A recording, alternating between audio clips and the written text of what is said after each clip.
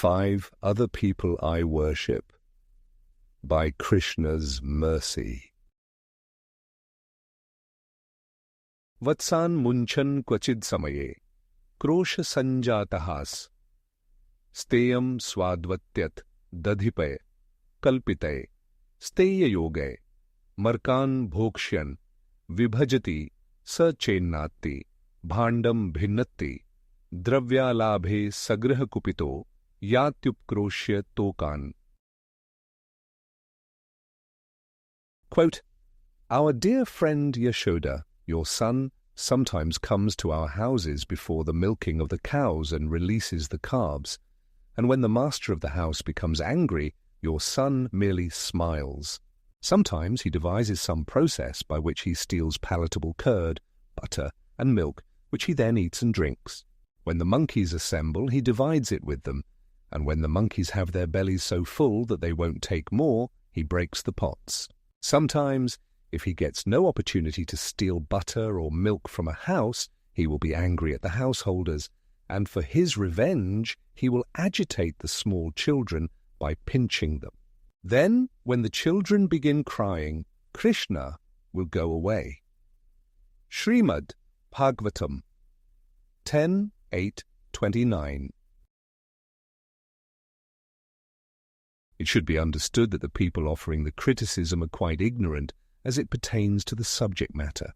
They simply have not been exposed to much of the culture, or perhaps their exposure has been limited and they have drawn faulty conclusions based on the experience.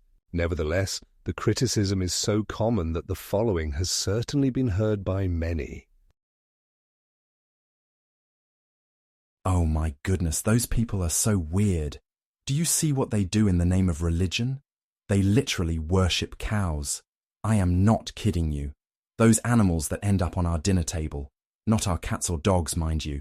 If anyone touched them, there would be hell to pay. But yeah, those cows that we round up by the millions, to be bred, fed, and then annihilated in the system known as the slaughterhouse. It is those very animals that these people worship. They are so backwards in their thinking. Can you imagine doing such a thing? What kind of religion is that? They even think that the urine and dung produced by the cow somehow have medicinal properties. This is what you get when you come from a culture so stuck in the past. No wonder these people are flocking to the more developed places around the world. There are several approaches to dealing with the criticism. Ignore it. Refute it through references from sacred texts. Offer insults in return, such as sarcastically asking about the unknown whereabouts of the parents of many of the children in the more modern places, about how divorce is so common that no one thinks twice about it, and about how religion is a mere formality followed through a rubber stamp from an institution that is otherwise known for its rampant corruption. Another approach is to consider how the worship in Vedic culture is not exclusive to the cows. The cows have a place in the family equal to that of the children, who are always protected. The animals in custody are like dependents, but what might be taken as worship is merely appreciation. That appreciation extends to many other areas in life as well. 1. The mother. Yup, every single day. It does not matter what she says to me. Many times I can tell that she is upset that I am so submissive. I will not alter my behavior. I remember everything she did for me when I was young. I will never forget it. Everyone should treat their mother with respect. 2. The father. Yes, we had our disagreements. We had some rocky moments. It is fine for me because I know that he was always there for me. Do you have any idea how much strength that gives a person? To know that there is someone always behind you, ready to lend support.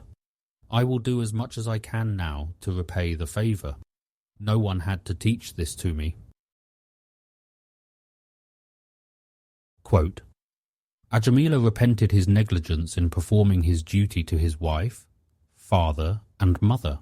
It is the duty of grown-up children to render service to their aged parents. This practice should be reintroduced into present society. Otherwise, what is the use of family life?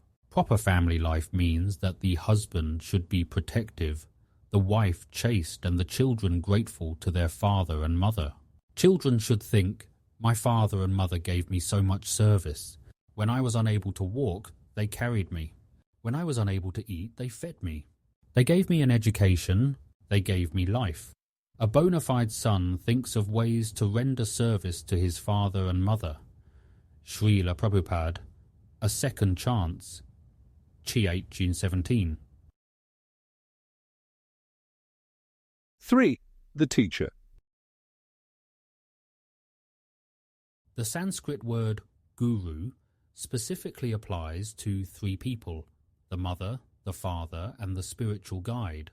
In general conversation, guru typically refers to the latter, to the teacher who instructs on matters of life and death, of the identity of the individual, and how to make the most of the human experience.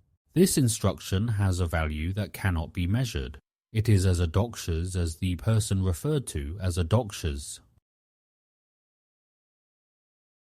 I worship the Guru, always, every day, yesterday, right now, and tomorrow. There is no way to repay the favors, so all I can do is try to pay it forward. In other words, offer the same words of wisdom to others, explain the eternal truths of Sanatana Dharma to those who are struggling, who have lost their way, who are suffering.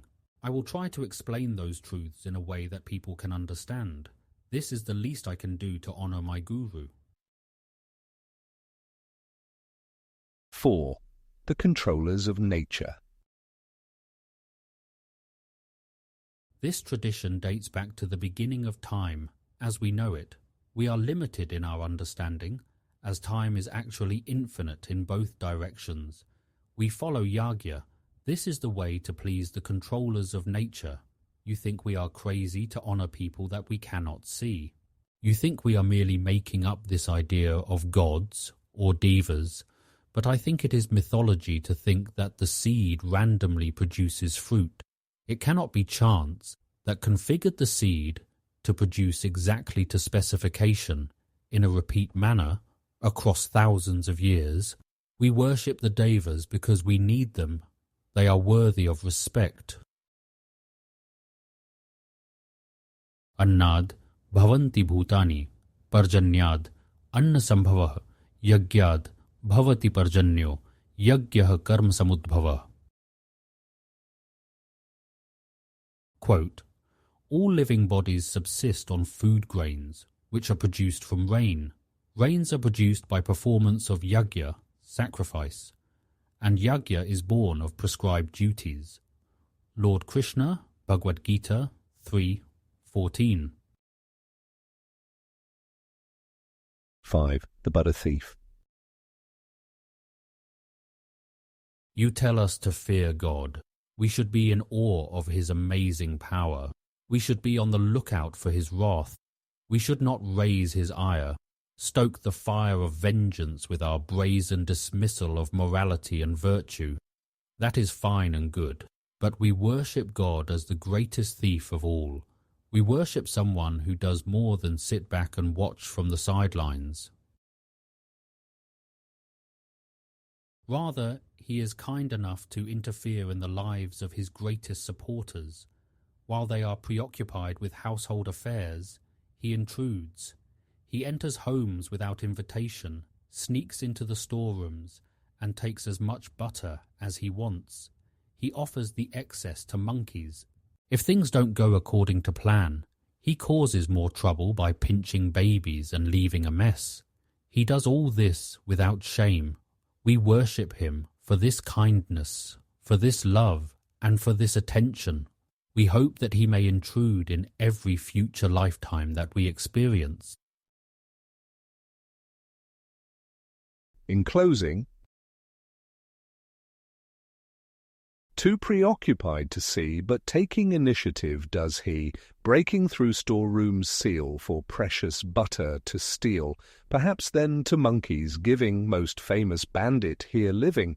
The loving mothers subtly complain, but cherishing vision all the same.